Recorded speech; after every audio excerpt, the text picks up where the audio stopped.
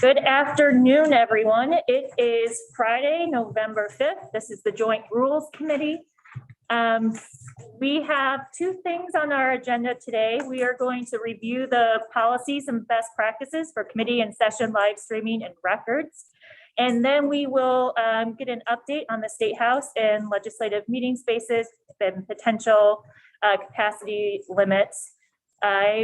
Before we jump into the policies and best practices, I just want to acknowledge that we've seen an uptick in cases and we still have decisions to make about how we're coming back. We're not going to be talking about that at today's meeting. That's for a future agenda item. But we are consulting with the Department of Health and other experts, make sure we're doing everything.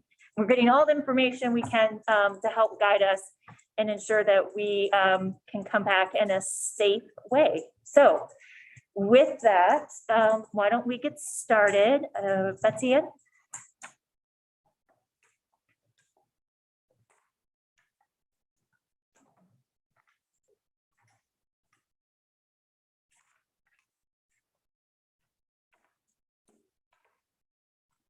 Hello, good afternoon.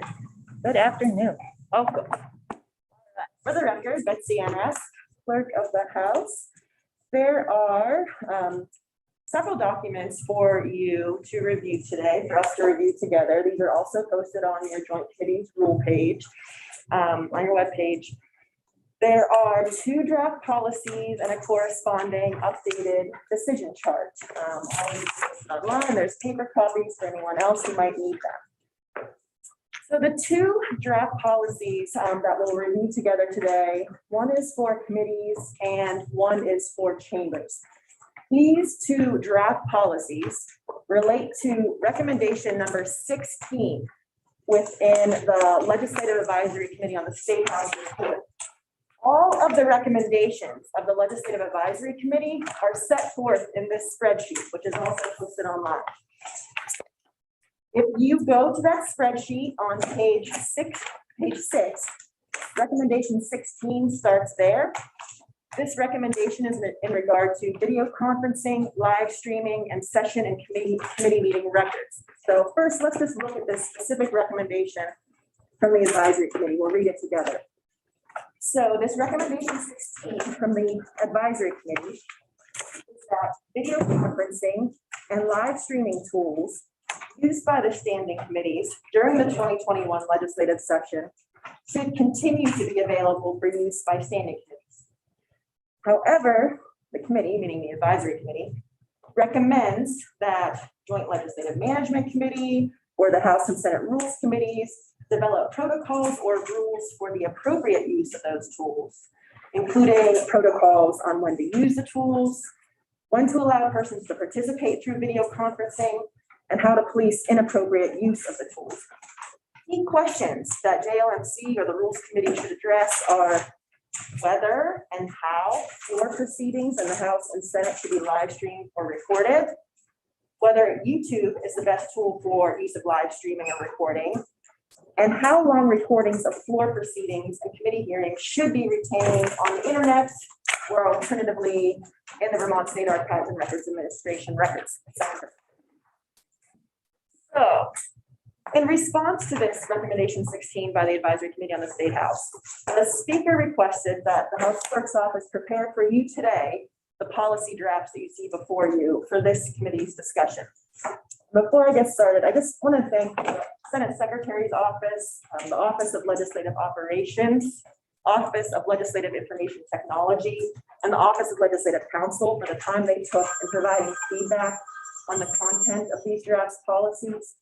All of our offices have a hand in creating and maintaining the recordings of your legislative meetings that you all create. So I appreciate the input that they gave on how they currently carry out the General Assembly's pandemic recording practices. So thank you for all of them that helped create what you have in front of you today. Before we get into the nitty gritty, I also just want to make a few preliminary comments on the scope and purpose of these drafts before we get into their text. The first is in regard to the process of this Joint Rules Committee considering these draft policies. As you might recall at your, I think it was your September meeting, you had a document, it's called a quick reference guide on legislative authority in the context of legislative meetings. It kind of lays out in accordance with constitutional principles that each chamber regulates its own procedure and the procedure of its own committees, and the chambers have to agree on matters of joint interests. So these drafts that we are reviewing today are in regard to legislative procedure. So they're not drafts that this committee can vote to approve, to apply to either the Senate and its committees or the House and its committees, because whether these or similar policy will be adopted for either chamber and their committees is a decision exclusively for each chamber. However, as I understand it, what the state is hoping that this Joint Rules Committee does today is to consider these policy drafts as a preliminary matter in order to determine whether there might be consensus in this group, Joint Rules Committee, which is made up of members of both committees, chambers, rules committees. And if this committee might reach consensus on what it believes these policies should include, then you can later meet with your individual chamber rules committees and discuss whether these drafts or a revised version is something that the chamber wants to adopt for itself and its committees. I'll also note, going along with what you said at the beginning, Madam Speaker, is that the purpose of these drafts is specifically to propose chamber session and committee meetings, and how they'll be live streamed and recorded online, and describe the manner in which that should occur. What these drafts do not cover is whether legislators participate remotely in chamber sessions or committee meetings. That's a decision you'll make at a later time. And chambers would have to weigh in on that and take a vote on that, because right now under current House rules, House members are required to be in person to debate and vote in House sessions and committees. They're all here in person today because joint committees are required to meet in person to vote and debate. And I believe the Senate's remote authority for its sessions and committees ends the first Friday of the January session. So we take further votes of the chambers to decide whether to allow any remote legislative participation in chamber legislative sessions. So discussion for another day. Big picture, these policies are drafted based on the idea that legislators will be returning to in-person legislating as you did pre-pandemic. But what these drafts are proposing, and what the Legislative Advisory Committee on the State House recommended, is that the legislative branch should not return to its pre-pandemic method of recording these meetings, which at least for the House meant only audio recordings of House committee meetings and no audio or video recording of House sessions. Instead, what these drafts are proposing is that the General Assembly should continue to use the methods of live streaming and recording of your chamber sessions and committee meetings that you've been using while you're remote. So with that intro, Madam Speaker, I'll start to walk you through the drafts, but please let me know if at any time anybody has questions along the way. So let's start with the committees draft. You can tell the difference between the two. Committees is highlighted at the top. You'll see that both this and the proposed chamber policy are drafted to apply to the year 2022, pending any further long-term solutions. The policy starts with definitions, so we're all speaking the same language. So let's start to go through those definitions first. Video conferencing is the first term that's defined.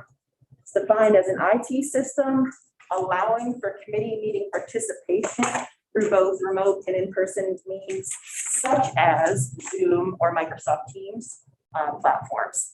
It's this video conferencing system that allows for remote witness testimony or participation. When we're talking about live streaming, we're talking about the method by which committee meeting video conferences are broadcast online in real time, such as on YouTube. I'm not recording, we're talking about saving a record of a live stream, and then we're talking about archiving, we're talking about a method of managing the live stream recordings. So with those definitions, the draft moves into what's called general principles. General principles is basically a summary of what this draft policy provides. So if you need a high level, you need to discuss it with anybody, these general principles essentially summarize what this whole draft policy contains. It starts with the general oversight of video conferencing, live streaming, and recording, and it provides that the committee chair has general oversight of those issues. This is consistent with the acknowledgement in our current joint Rule 26D that committee chairs have general supervision over their respective committee and hearing groups. General principle for video conferencing is that video or committee meetings will be conducted via video conferencing using the Zoom platform. That's what we've been using. It's been working. As I understand it from our staff feedback, this system has been working well for our purposes so far. As far as live streaming goes, the policy proposes that committee meetings will be live streamed in an audio visual format on YouTube. Again, that's what you've been doing. It's the method that we've been using for live streaming. They show up on a committee YouTube page, and that's working well also. For recordings, this policy provides that the YouTube live stream will be automatically saved on the YouTube webpage assigned to the committee or to a designated committee's YouTube webpage in the case of a joint hearing. Again, it matches the current practices that you've been using during our pandemic and remote proceedings. And how it works in practice is that once we live stream via YouTube, it automatically gets saved on that committee's YouTube webpage. It stays there. Secondly, under recordings, it's saying specifically that this recording of the live stream will replace Tascam as an official public record of the committee meeting. So most committees pre-pandemic were using Tascam. Tascam was that little audio recorder that got turned on to record committee meetings. Under this policy, we would be getting rid of Tascam, the audio recording, and instead be providing an audio visual record of committee meetings in place of just audio through this recording of live stream. So, Go ahead. you want to wait till the end to ask questions? Oh, no, you can jump in now. Okay, well, I just got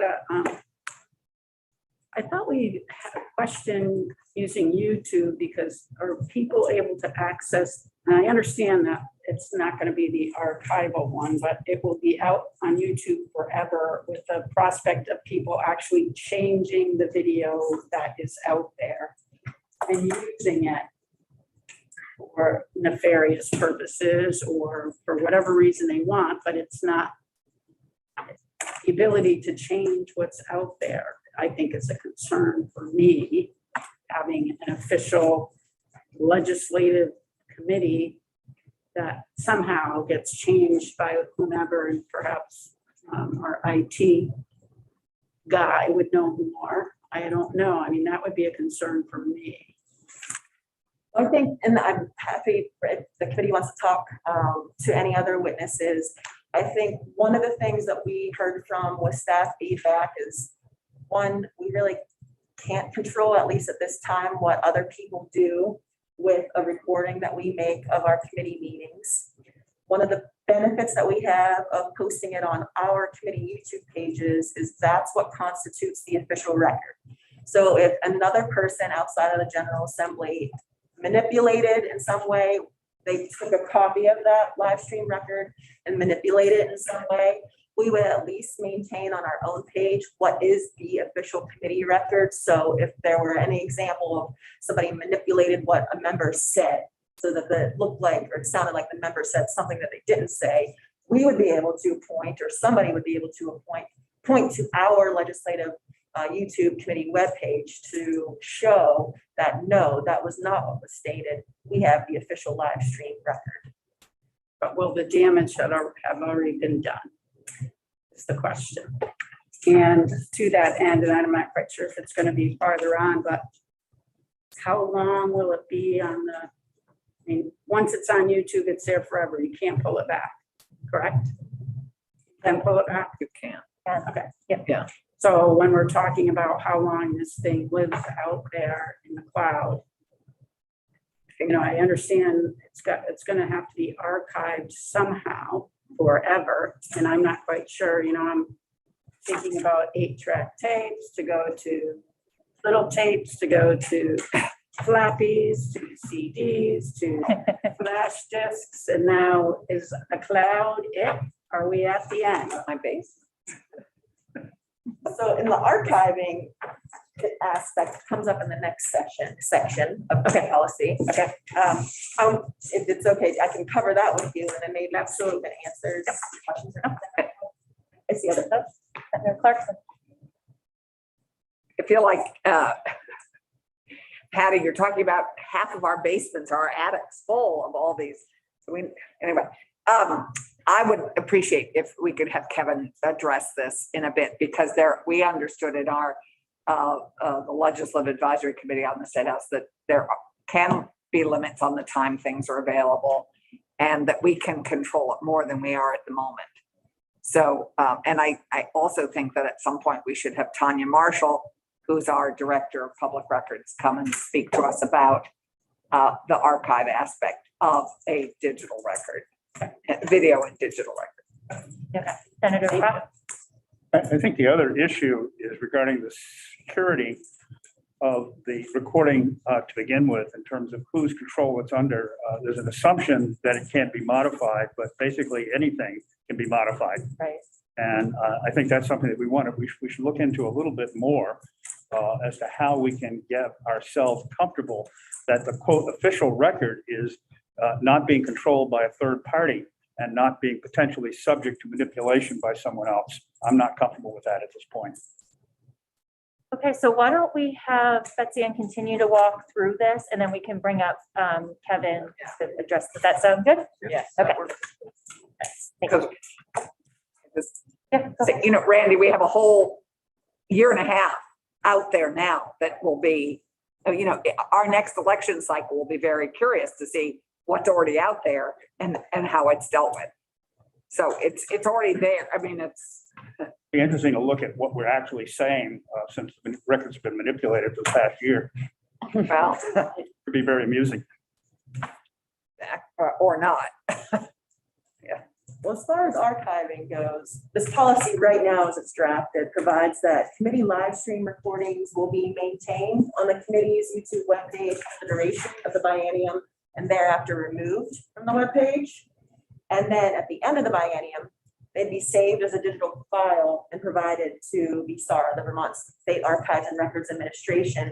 And as I understand it, this matches our current task cam practice, where we have our recording of our task cam recordings that we save. We keep them here for the duration of the biennium, and then we send those to VSARA for permanent archive from the state's archives. So those lay out the general principles of this policy, and then it gets into specific procedures, which essentially kind of delineate some of the details of those general principles. We talked about the conduct of the meeting. It begins with beginning the live stream. So in accordance with the idea that the chair has general oversight of committee meetings, this provides that the chair directs the committee assistant to begin the live stream. So when you're reviewing this document, it also gets into best practices. We just combined it here now for help or for us to review together.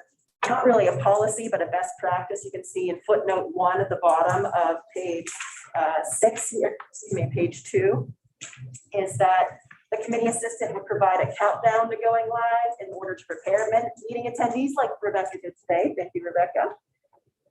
And then once live, the committee assistant provides notice within the physical meeting space the meeting is being live streamed, such as turning on an on-air sign like we have today. This allows anybody entering the physical meeting space to know that they might be recorded when they walk by. So that was just one of the best practices that we picked up with staff feedback. Secondly, is in regard to witnesses and remote participants. This section A2 little Roman numeral 1 does say that witnesses, including legislative staff, may testify remotely in consultation with the chair or designee. This would be a substantive policy decision on non-legislative remote participation. However, it matches our current practice in joint committee meetings that although legislators are here in person, there may be witnesses, including legislative staff, who would be at home and or wherever, not in the same room, that would be able to participate remotely in the meeting. Oh, sorry. Go Madam ahead. Chair, did we actually ever make a ruling about that, or did that just evolve in practice? Quite frankly, this is the first time I've seen it. Senator Clark, I believe it's just involved in practice. I So- don't think there's ever been a explicit vote on that. Right, I believe that's the case.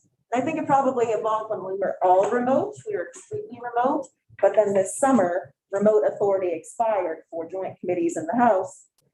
So some of the aspects of your remote practices have just stayed in Right. place, such as the remote witness testimony. So this is giving us the opportunity to actually intentionally move forward on both witnesses, legislators, legislative staff, everybody. Just witnesses, Just, this is Right, just about I know, but the second one is, exactly, this gives us the opportunity.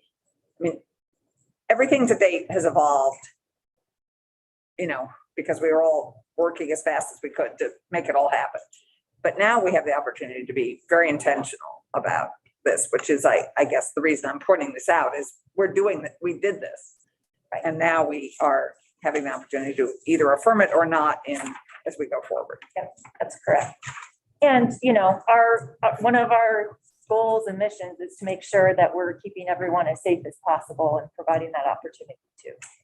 Representative Long? Yes, just very briefly, this is also an evolution to what our past practice is in the House as well, right? Yeah. Because we do, while we haven't had video, we have had recordings from witness testimony. You're absolutely right.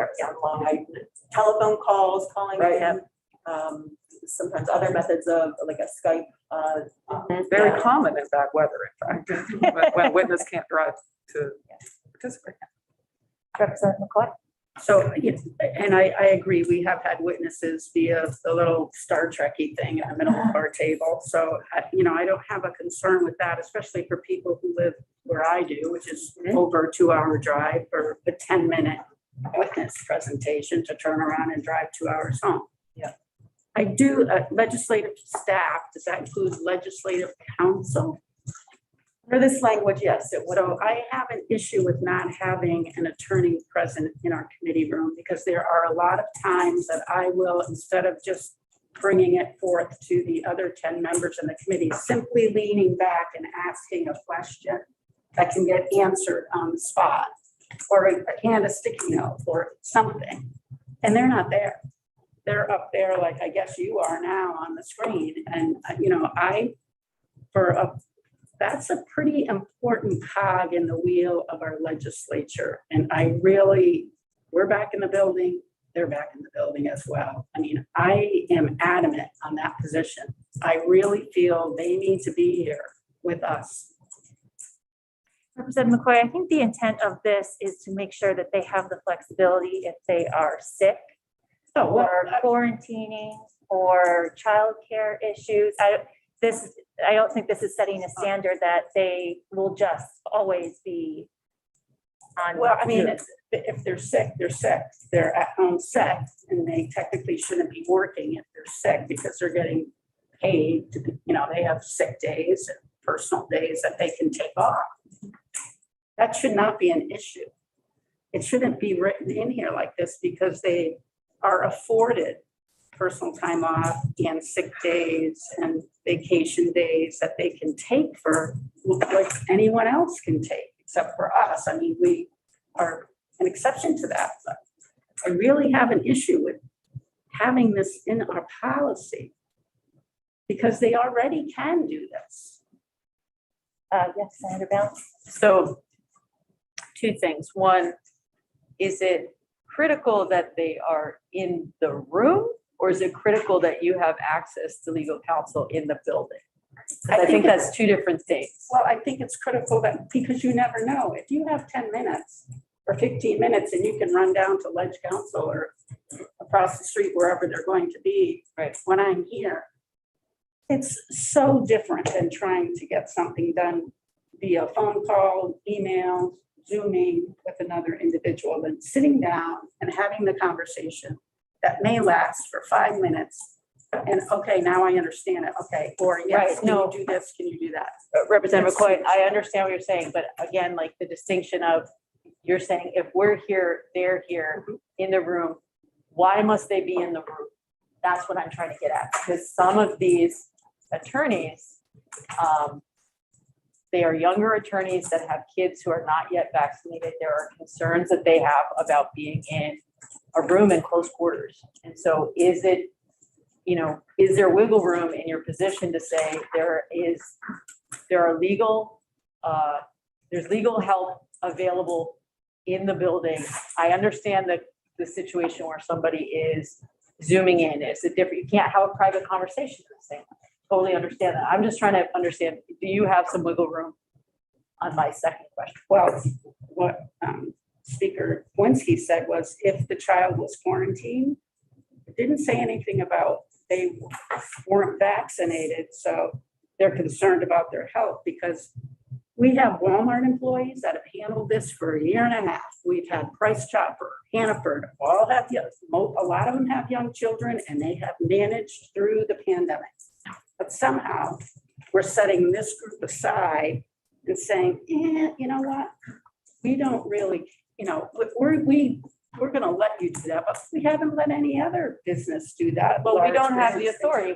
We control our workspace Well, and in the State House. And so that, I understand what you're saying, but I just want to make us, excuse me, Madam Chair, I want to make sure we're focused on what we actually have purview over. We set the rules for how we collectively, and then each of our chambers set the rules for how work is going to look like come January. And so I understand your point, but that's kind of beside the point about what other entities are doing. We police ourselves, we make the policy.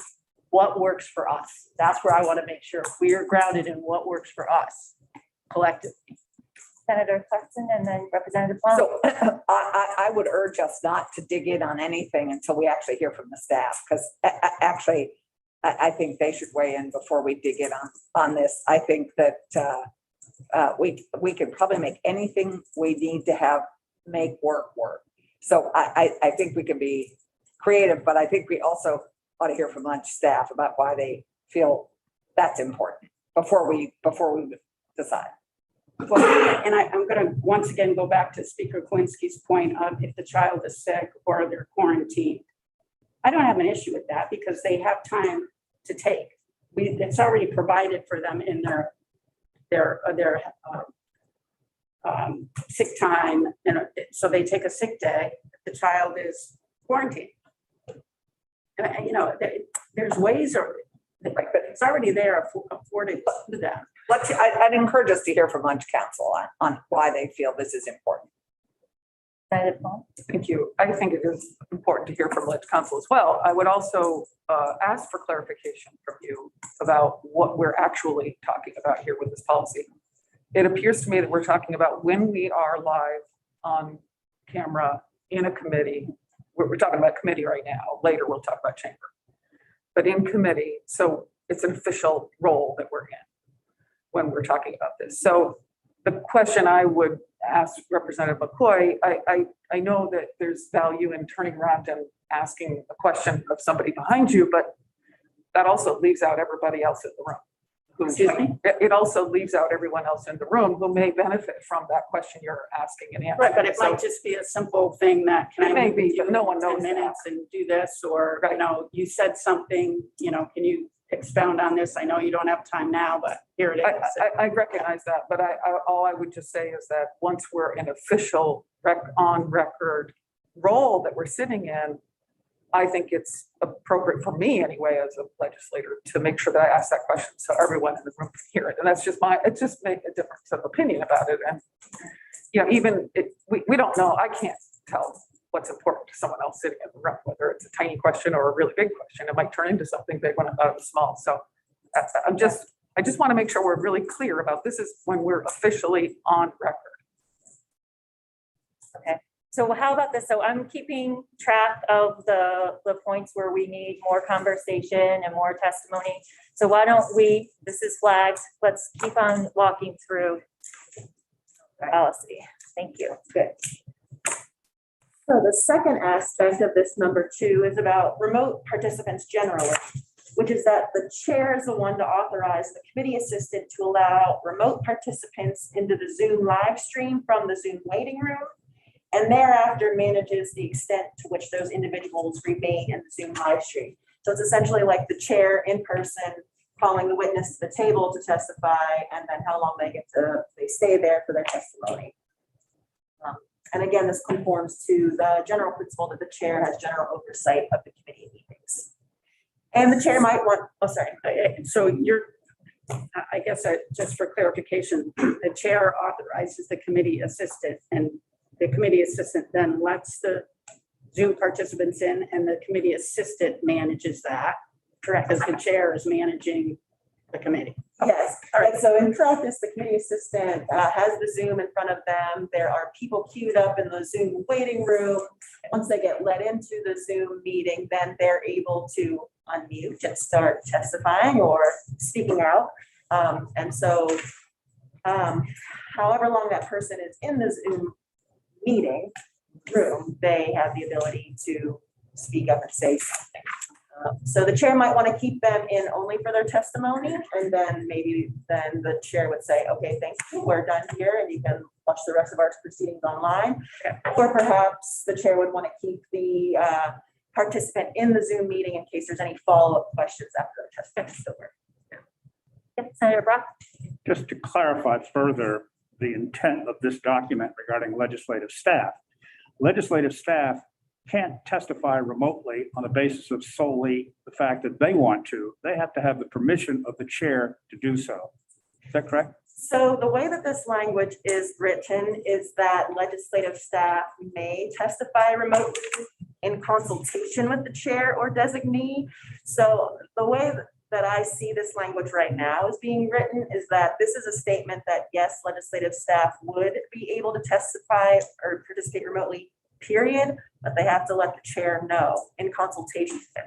So that's how I read this current language. So if the chair has a concern about the legislative staff member not being there in person, that's an opportunity for the chair to express that concern. You know, I would really like you to be here that day. And then it would be up to perhaps that conversation between the chair and the legislative staffer to determine whether the staffer should actually be there in person. So the control of the decision is in the hand of the staffer. Yes. As currently written. I think As currently written. I understand. Any other questions on that before we move to number 3? Okay. All right, so then this policy draft moves on to the requirement that there be live streaming. The language provides that if at any time the committee is made aware that the live stream has crashed, the committee must pause its meeting and discontinue discussion of legislative business until the live stream has been restored. So this is based on experience. Now that we've have been working with this technology, we know it can happen. I think it's happening less as we've gone along our process and the systems have improved. So it doesn't happen as frequently, but because the live stream is creating the meeting record and providing public access to the committee proceedings, this policy would require that if it's known that the live stream crashes, that we have to stop committee business and wait for the live stream to be restored before you move on.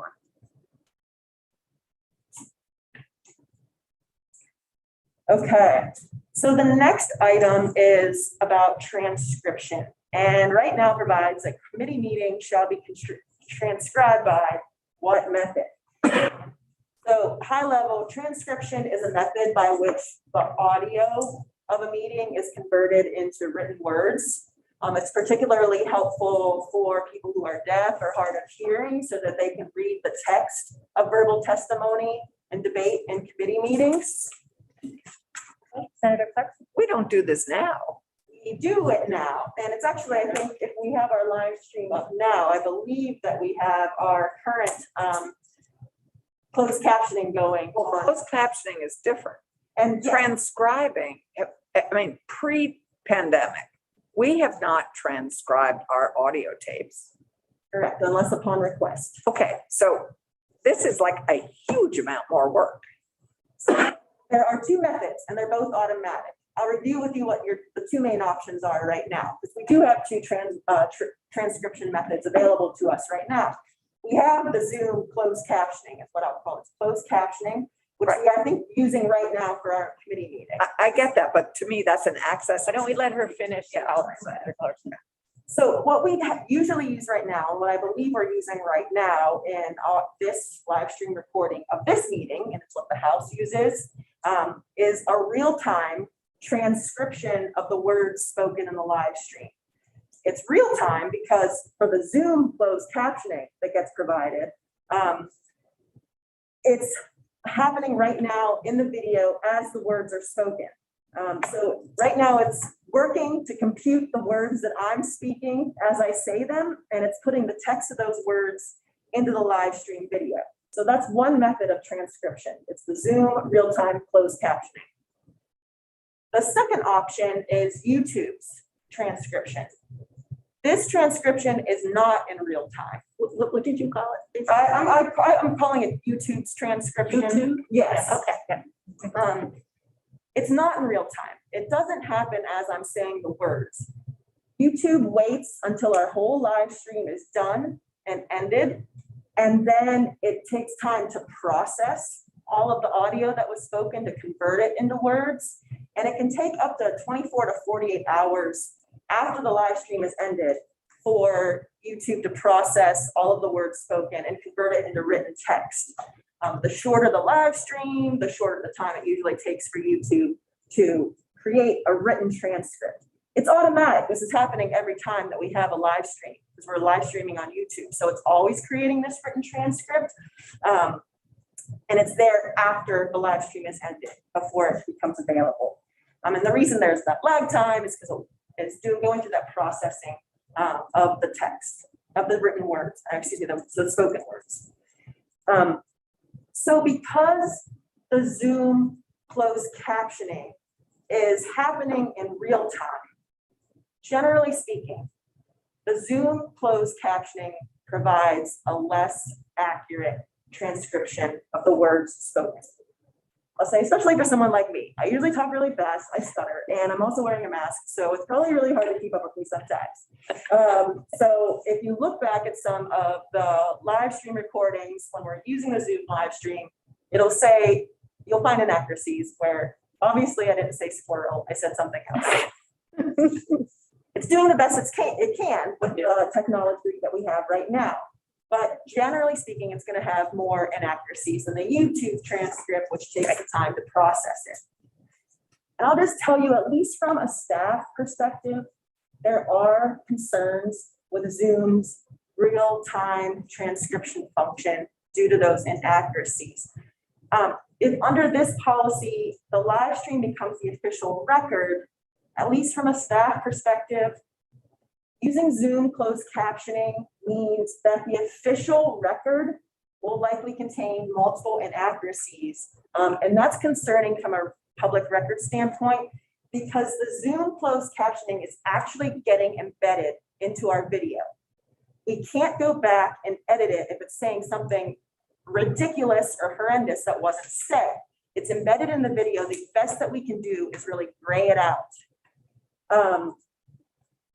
That's unlike the YouTube transcript because the YouTube transcript is created after the fact. It's not embedded into the video. It creates a written transcript of what was said. It actually goes along with the time of the video. And if necessary, saying something outrageous or ridiculous, if necessary, you can go back and actually edit it so that it actually reflects the words spoken. And it does not get embedded into the video. You can see it up alongside of the video once it becomes available. And then if you are watching it later after the YouTube transcript is available, you can press YouTube closed captioning. It takes that written transcript and it'll put it right over the video. So in cases where, like today, where we're running both Zoom closed captioning after the YouTube transcript becomes available, you actually have the YouTube closed captioning placed on top of the Zoom closed captioning. So Senator Clarkson and then Representative Cool. Well, you, of course, as always, Betsy Ann, have hit the nail on the head. The accuracy issue is the concern. And because we all have experienced the inaccuracies as we watch it in real time. And I also, the transcription, the YouTube transcription, even that I think would need to be we would somehow need to have a check on it.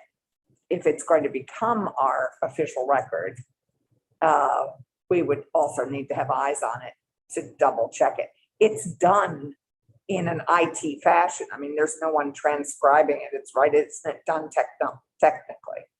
So it's not like it's taking up our time, but it does need to take up our time to check for accuracy if it's going to become the public record, the official record. It's usually, someone will go back and look at it and point out that, oh, that's not what was said.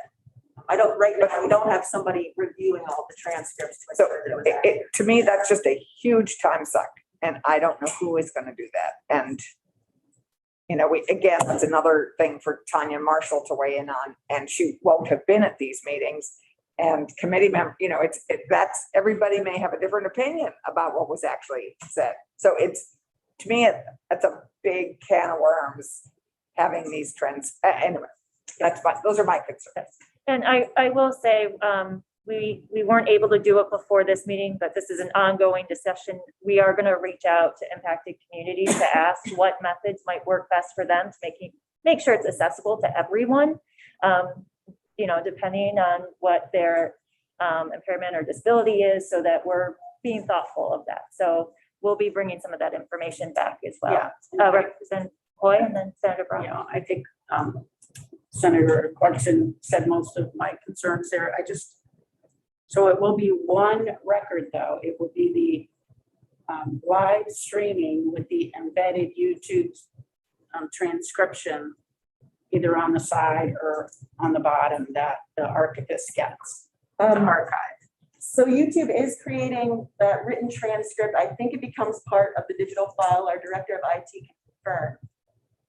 It's the Zoom closed captioning that we actually have to turn on. We have to press a button to turn it on so that it actually becomes that Zoom closed captioning becomes embedded into our live stream video. And I see the director here, like he wants to cover anything that I'm Please, saying. Kevin, go ahead. Thank you. For the record, Kevin Moore, Director of IT. So Betsy Ann's done a phenomenal job of summarizing everything, and the vast majority is spot on.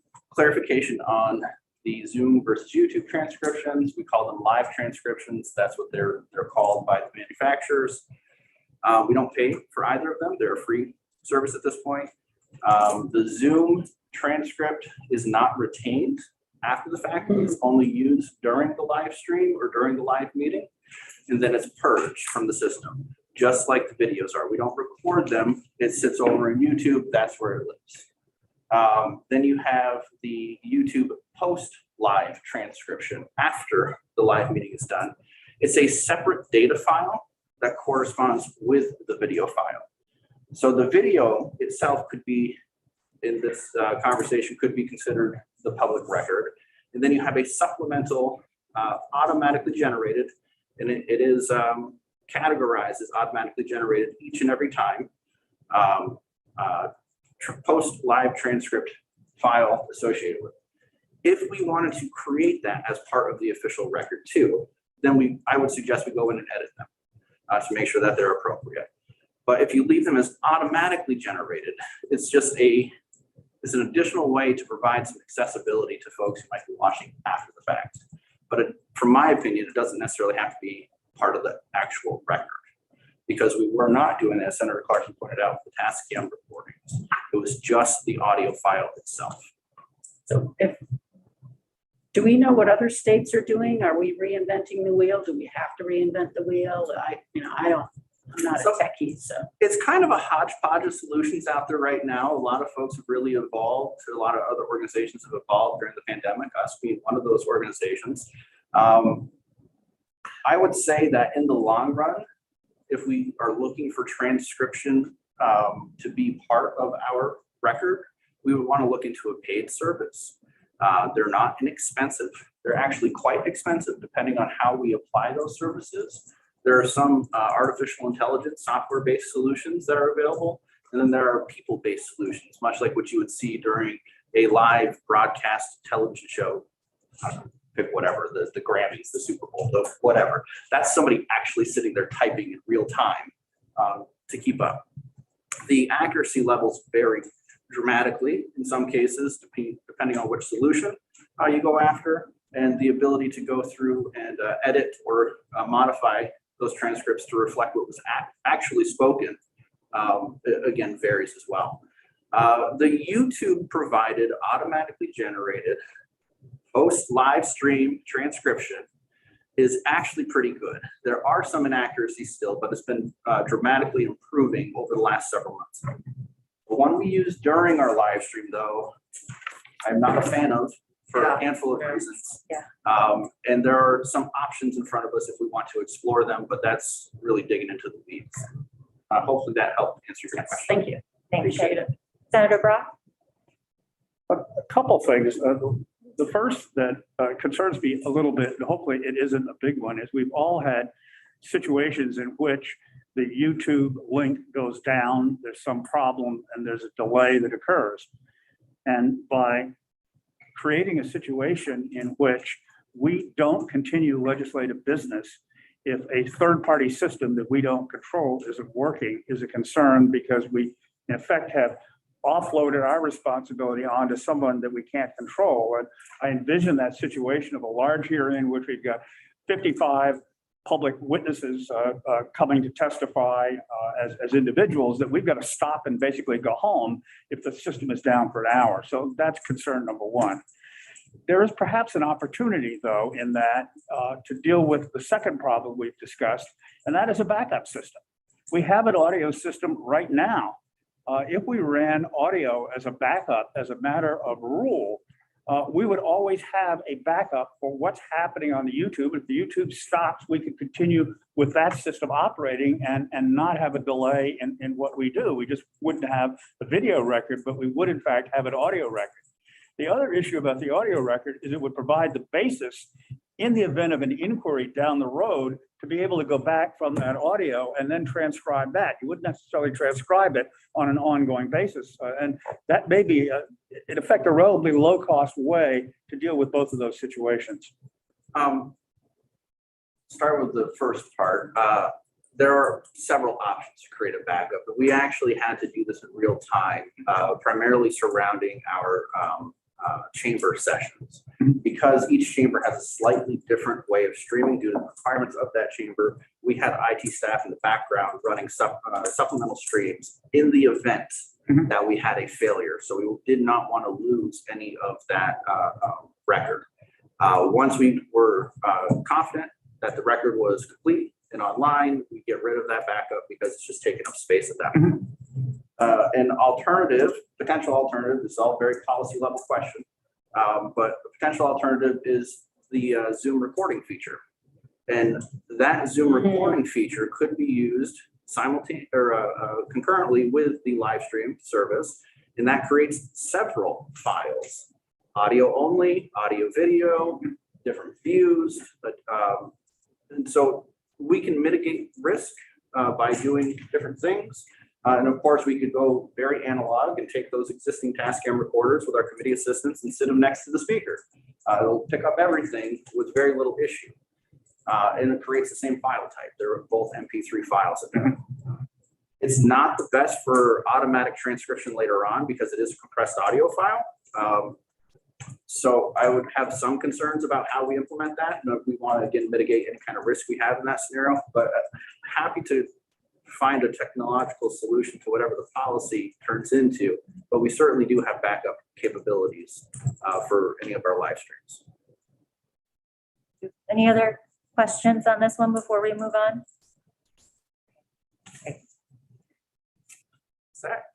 You may want to. Yeah, hang out on here. No, thank you. So we are at the part of ending the live stream. So there's just that the chair directs the committee assistant to end the live stream. Just noted a best practice there that the committee assistant might want to provide a countdown or other signaling between the chair's direction and ending the live stream, because there is a slight delay in the actual meeting and the live streaming. And so when you stop the live stream, it usually tends to cut off a little bit of the end. So you don't catch that last bit that's actually stated on the record. Okay. So then the policy drafted on page 3 gets into what we call trimming of the live stream recording. So trimming is a method by which non-legislative business that was reported in error could be eliminated from the public record, since what the record is supposed to reflect is, this does not happen frequently, but now that we've had some experience with our new world of live streaming, we've included this potential method of trimming since we know that these issues can happen. Let me give you an example. Committee meeting is being live streamed. There's a remote witness in the Zoom meeting waiting to testify to the committee. Committee decides to take a quick break before moving on to that witness's topic. So the committee takes a break, no longer meeting, but the live stream remains running with our standard committee in recess page up on the live stream in case anybody's tuning in, just waiting for the committee to return. And that witness forgets to mute themselves and ends up muttering expletives online during the break.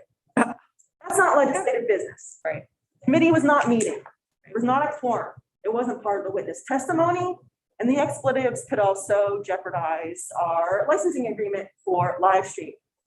So that is why we would use this method to trim that from the legislative record, because it doesn't belong there. And so we have a process for how we can handle that, and it's spelled out here in this policy draft.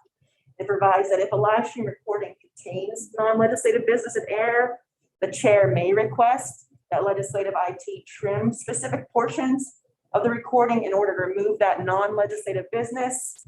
In practice, Leg IT would consult with the Office of Legislative Counsel's Public Records Officer to confirm authority to trim that part of the recording, because it doesn't. The Leg Counsel would confirm that it doesn't constitute legislative business.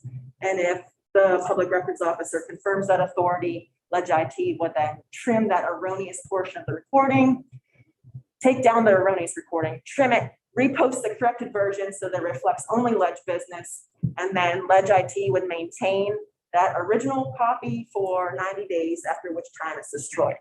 That 90 days is there in case anybody did want to request a copy of that original version. It's enough time, that's adequate time to give someone the ability to request that original version if necessary. Any questions on that part? Questions? Senator Bell? Not a question, just a statement for folks who might be watching this. The example that the House Clerk gave is not a hypothetical. We actually had to deal with that situation. So we know it can happen. It has happened. We've already had to deal with it. So this is just trying to really put a clear framework around it, because at that time we were trying to figure it out ad hoc. Yeah, thank you for that. Do you want to respond to? It's important to also know that this is the practice we've been following since the very beginning of our I was gonna live say. streaming. Yeah. So we would very much appreciate a policy to back up. Yeah. Representative Boyd, So, yeah, just the 90 days, and the reason for that was because somebody can request the original record. I mean, I guess, once you delete those, stand in recess for 10 minutes or whatever the screen used to say, saying that it's not official business because we're removing it from what we're actually going to eventually archive. So I'm not quite getting the 90-day part. Is that, I don't know. I think it was an adequate amount of time to give someone, if they wanted the original and maybe that they thought there was an argument that it shouldn't have been trimmed, it could have been a way for a person to get a copy of the original. Or manipulate once again whatever happened in the committee that Senator Balance speaking of. Senator Clarkson, did you still have? Whoever you are over there.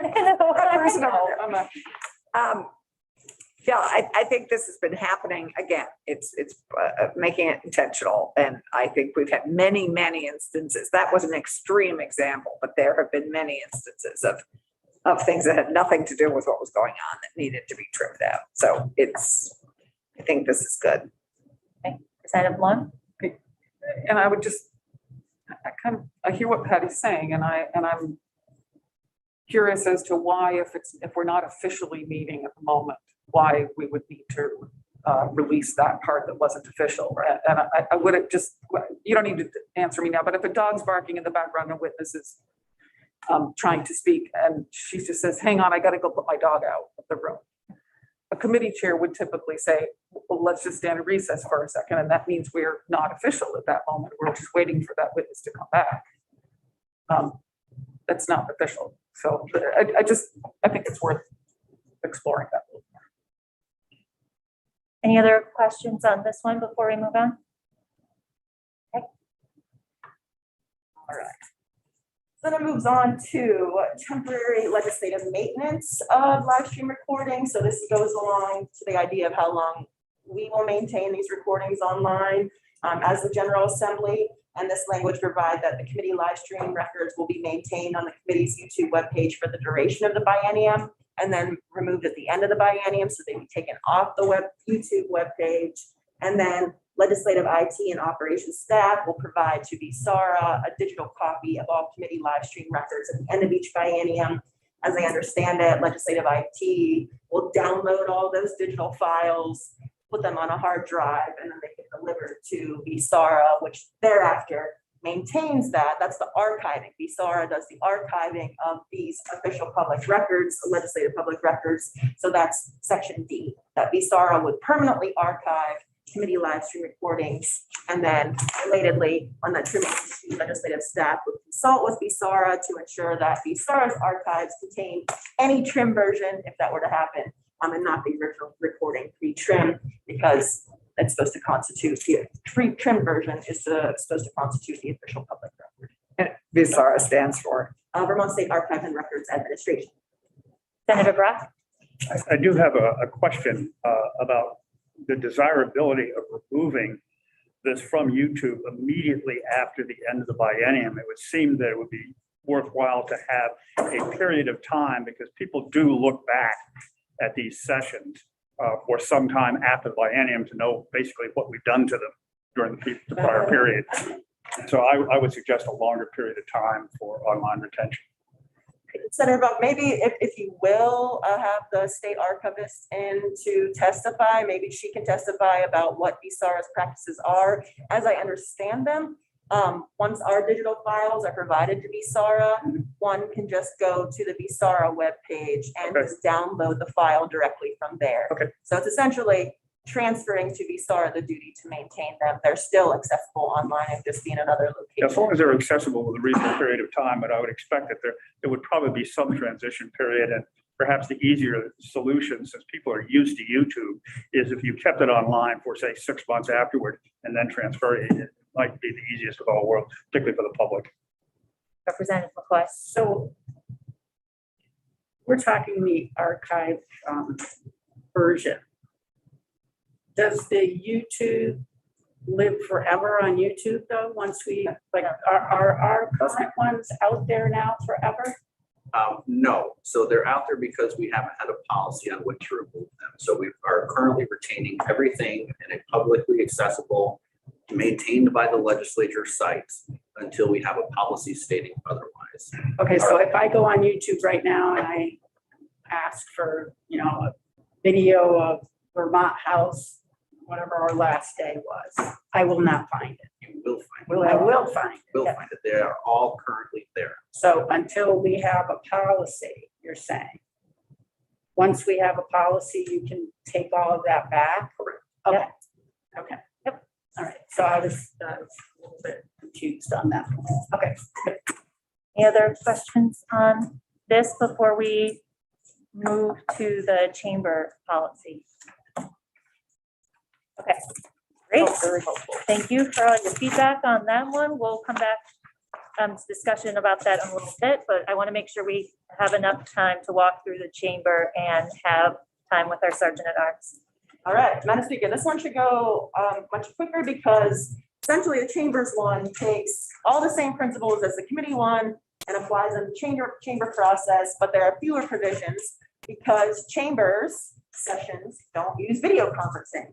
You're not bringing in witnesses for remote testimony or at this point, allowing legislators to Zoom in to your session meeting.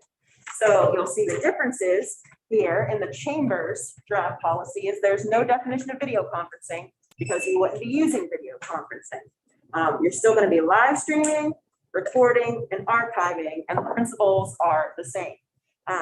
When we get into those general principles for the general oversight, it provides the presiding officer has general oversight of chamber session live streaming and recording.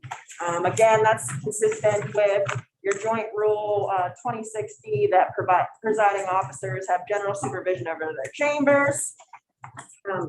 Live streaming, that chamber sessions would be live streamed in an audio visual format on YouTube again. And recording, same thing. YouTube live streams automatically saved on the YouTube webpage assigned to the chamber. And for the official record questions, you can see here in C2, here's the difference between the two policies, is that C2 provides that this recording may supplement the chamber's journal, which is the constitutionally provided record of the chamber's votes and proceedings. And I just wanted to make note of that because in your committees one, you said that the live stream recordings for committees would replace TaskCam as an official record of the committee meeting. But here I just want to note that the Vermont Constitution provides that it is your written journal that provides the record of your votes and proceedings. So you can't supersede what the Constitution provides. So this just makes note that this recording can supplement the journal, which I'll note your journal does not include any of your debate. There's a House rule prohibiting debate being journalized, and there was already a standing statute saying that comments in debate don't get journalized, and it's just a standard custom not to journalize debate. Your recording, you'd be hearing all the debate if you went back to listen to it. Same archiving principles. Again, the chamber live stream recording would be maintained on the chamber's YouTube webpage for the duration of the biennium and then removed. And then at the end of the biennium, saved as a digital file and provided to SARA. The specific procedures, conducting a meeting, presiding officer would direct parliamentary staff to begin the live stream. Live streaming would be required if at any time the chamber is made aware that the live stream has crashed. This draft policy would say that the chamber must recess its meeting and discontinue discussion of legislative business until the live stream has been restored. Same concept as we discussed before for committees. Same question about transcription method, the same two options that we already discussed. And for ending the live stream, the presiding officer would direct parliamentary staff to end it. Same trimming provisions, except here, instead of the presiding officer requesting any trimming, this policy would say that parliamentary staff may request any trimming. We don't expect this, I'm talking with the Senate Secretary, we don't expect this to happen often. It's very clear. You're only dealing with legislators. We gavel in, we gavel out. That's the record. But we put parliamentary staff here would make the request because it's similar to our journal. Parliamentary staff prepare the journal, which is your official record. So we've just applied that same principle that parliamentary staff could request any necessary trimming, which we really don't anticipate to happen. It's just there in case. But same issue or same process where Leg IT would consult with the chamber's parliamentarian to confirm authority to trim. And if that's authority is confirmed, then Leg IT can trim.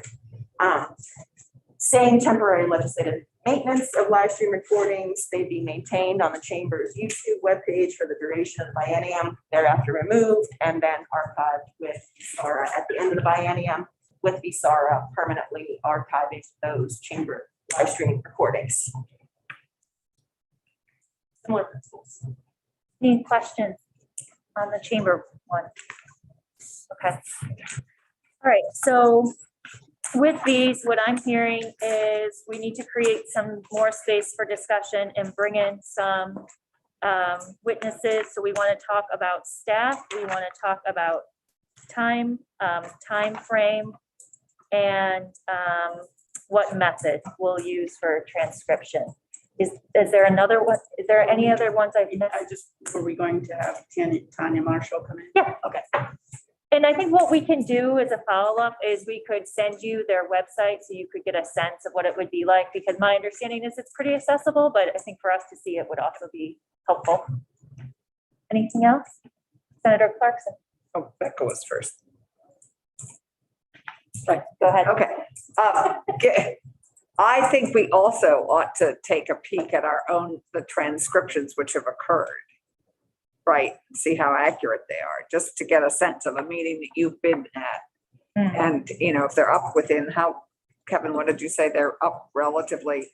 Yeah, it's roughly 24 to 48 hours is what we say. There have been instances where it's taken a little longer. There have certainly been instances where it's much less. So, and on the webpage for that committee, does it say transcriptions? I've never noticed It transcriptions. doesn't. So what is, So how do you find? so if you're on any YouTube page and you see that 3 little dots in the bottom right-hand corner, just below the video, just below it, it's usually next to a share button or a like button or something of that nature. You click that and it'll say transcript. So it has to be on YouTube, not on our committee page. Correct. So these are Okay. YouTube channels Like associated some of with these. your committee, typically accessed or navigated to via your committee page. Okay. On YouTube. Yes, Mike's got it up if you want to. That's where they are right now. Yes, so the transcript lives on YouTube side. Yes, So, okay, so it's not on our webpage. Okay. that's correct. So this is a built-in function of the YouTube platform that is leveraged by many different organizations and people who create content. So it's a standard function that they have. It's not anything that we've asked for above and beyond. So, and that's why we don't pay for it, because it's a YouTube thing. So I guess my follow-up question is, if it's inaccurate, how do we fix it? So we have access through the back end, through our credentialed side of it, not through the public side, through the credentialed side of it, to go through, open that file and then modify it. So if there's the squirrel example, the squirrel example is fantastic. If it's something that says that, and we know it's not that, we go in, open it up, correct the word, we save it, and it's immediately available. So it will be complaint driven because no one has the time to go through It and is do that. currently complaint driven. Yes, Okay, yes, it is. I think that answers all my questions. Senator Ballant? So I just think, going back to the issue of staff, I think it's really important that we have someone from early education and the childcare centers come in. We've had 54 childcare providers close in the last few months because of the situation with COVID. This is part of the reason why the speaker and I have been talking about this idea around flexibility, because we have to still be able to do our work. And if all those childcare centers that used to be open till 5 are now closing at 3 o'clock, that is absolutely going to impact our ability to talk to our staff. And so we just need to go in with our eyes open. The world does not look the same way that it did prior to the pandemic. And I feel strongly as the House members and senators who helped to think about how we're going to open up in January, we have to go in with our eyes open. Absolutely. So just want to name that. I think it would be really important for us to center that in our decisions about how flexible we're going to be around zooming in with testimony. Thank you. Good point. Yeah. Representative McCarthy? Okay. All right. So we have our list. We'll get, we will be getting another meeting on the books within the next 2 weeks, so we can work on these policies and address that at our next meeting. So thank you. With that, let's move to the update on the State House and legislative meeting spaces, potential capacity limits with our Sergeant at Arms. Thank you, Betsy Ann. That was very thorough. As standard is time. That's the end. So Phil, we're moving to which number again? This is number 5 on the decision chart. Good afternoon. Janet Miller, Sergeant at Arms, State House. I just thought I'd take a moment just to refresh your memory of how we got to the issue of the capacity here at the State House. The Legislative Advisory Committee advised that the legislative leadership and BGS initiate planning, construction, and installation of the new heating, ventilation, and air conditioning, which is our new HVAC system for the State House, and do that as soon as practical. The committee reviewed application of air standards to the current State House heating and cooling system. And most specifically, the committee reviewed whether and how the American Society of Heating, Refrigerating, Air Conditioning Engineers Standards 6.2.1 for ventilation of accessible acceptable air quality should be required for the current heating and cooling system, or could be used as a standard for air quality or airflow at the State House. The committee determined that 6.2.1 was not feasible for implementation under our current State House system.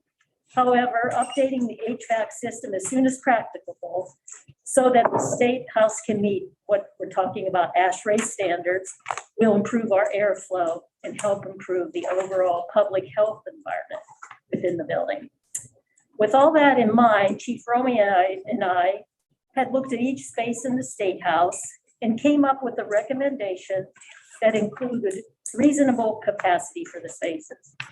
He considered square footage, furniture, electronic equipment in the rooms, egress, and generally people sitting in seats that allowed for a bit more comfortable spacing. We have those numbers, and if agreed by all of you, I can post the numbers on the rooms in all of our spaces. However, we would like to have just a little bit of flexibility, because in order for our work to happen, we want to, we might see we have to tweak it a little bit, like this room could hold 49 or 43, whatever it is. And we may see that a committee needs to have 50 in there for that day, or in all of our other spaces too. So I think it would be important to have just a little bit of flexibility, but still trying to have some number to come close to. That's it in a nutshell. But thank you. Anyone have any questions or any other questions about what we're doing in other buildings or here at the State House? All right, any questions about yep, Representative Coy. Or currently, do you have a number posted next to each room? We've been back and forth because some of the numbers we haven't replaced from our social distancing numbers, but I will have that, and we will have it posted. Okay, and then I note on the ledger page here that it's up to the committee leadership, Representative Shaw, Representative Evans, so, and not the committee assistant. So that's who would be managing the room. The chair in the middle, in the room. Well, may I just clarify? Committee leadership is committee leadership for purpose. You have three of us here in this room from our advisory committee. What I think meant was clerk. You have three members of committee leadership. You have a vice chair, a chair, and clerk. Yeah. Between the three of them, they can figure out who's going to be the number police. The bouncer. The bouncer, right, the bouncer. That's a great idea. It's always a party in our committees.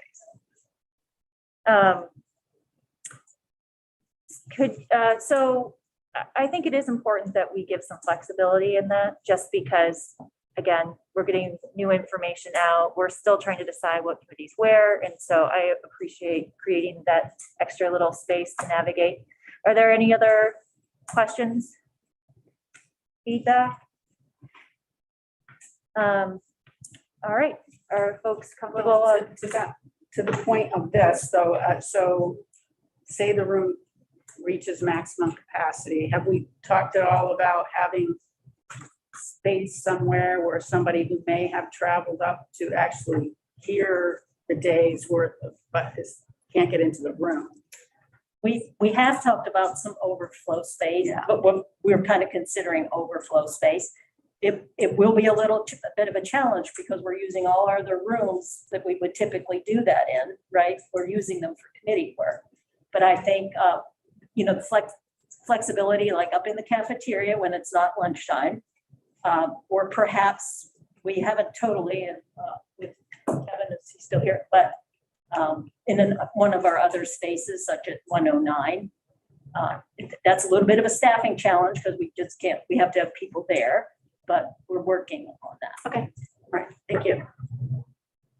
Senator Clarkson? I just, again, I mean, the access, as we have seen in the last 20 months, access to our work is unprecedented with live streaming. Right. So it's not like people aren't going to be able to access what we're up to, and they wouldn't be able to speak from the sidelines anyway, unless a chair asked them to. And most of those people who are scheduled will either be there or be arranged remotely.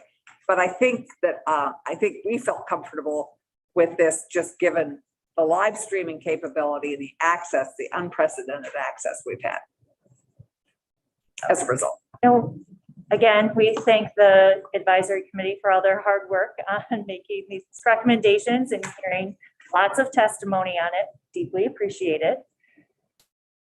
Any other thoughts, feedback, comments, questions? Great. May I have a motion, please? I move that the Sergeant of Arms be ordered to impose capacity limits on legislative meeting spaces based on air quality and meeting space, square footage, and access. I'd second that. Any further? I just want to hear what you just said, set capacity limits per room. Yep. Great. I will begin the roll. Senator Ballant. Yes. Senator Baza is absent. Senator Clarkson. Yes. Senator Brock. Yes. Representative Long. Yes. Representative McCarthy. Yes. Representative McCoy. Yes.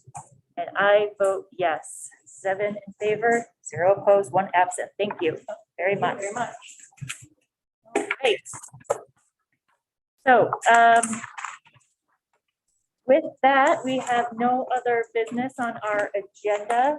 I will just ask members to spend a little bit more time with these policies. The one thing, I know that our clerk pointed it out, but just in here, we did send a survey out to chairs in both chambers to get their thoughts and feedback on these. And I didn't want to, I wanted to have a separate way for people to have best practices. So when you're looking at the footnotes, if there are additional best practices that you think we should consider, that would be very helpful. Be on the lookout for an email from our House Clerk for getting our next meeting on the books. And Madam Chair, yes, Senator Clarkson. I would ask that we actually set up, we have a bunch of stuff to still make decisions on. I would really ask that we try, given the holidays coming up, I'd really love to get all those meetings set now, because it's a challenge to do it piecemeal. Sure. We can certainly do that. That would be great. Maybe get 3 or 4 Yeah. done before. Okay. And if you know right now, thank you, Representative McCoy, of dates that you will not be here. If you could give us that information now before you leave with the clerk, that would be super helpful. Expedite this process. Okay. All right. Thank you. Thank you, everyone. Have a good afternoon. Thank you. Meeting